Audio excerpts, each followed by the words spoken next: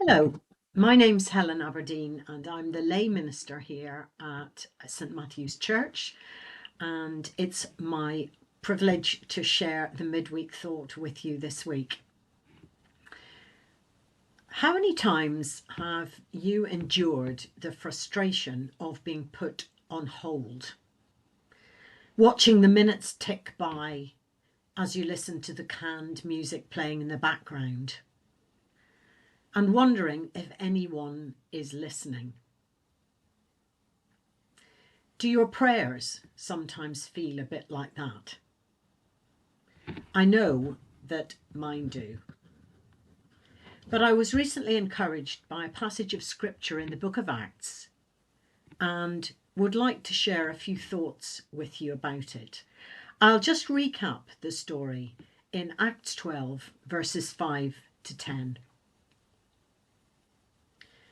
So Peter was kept in prison, but the church was earnestly praying to God for him.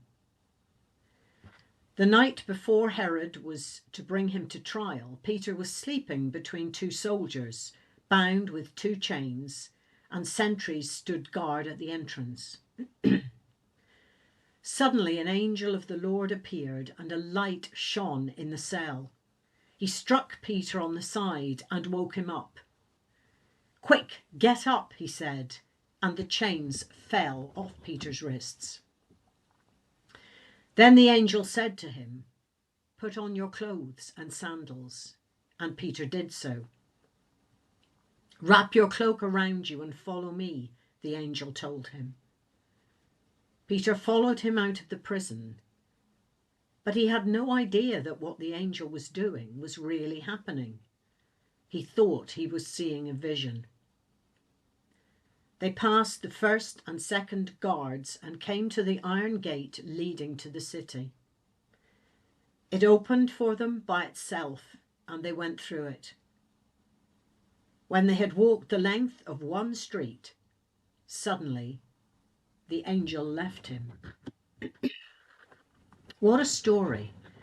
The sleepy-headed Peter staggering beside his rescuing angel, walking right past the guards who are for some reason unaware of his presence.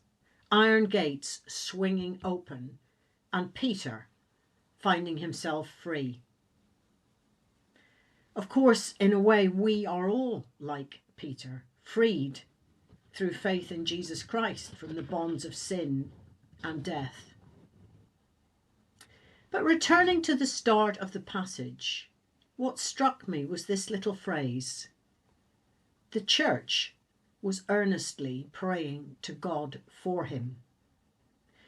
In a way which we cannot fully comprehend, the faithful prayers of these believers unleashed divine power.